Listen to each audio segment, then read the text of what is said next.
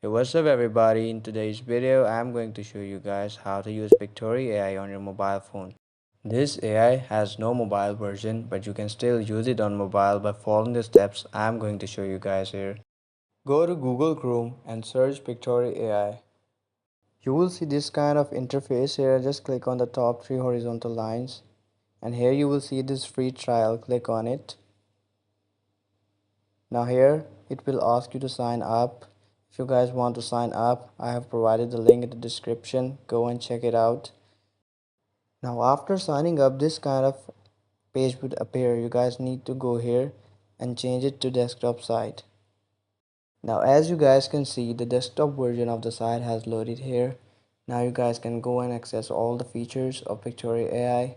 There are four main features of pictory AI: script to video, blog to video, edit videos with AI, and visuals to video.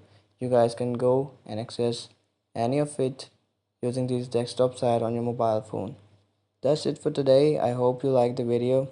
Don't forget to like, subscribe, share the video. Take care. Bye bye.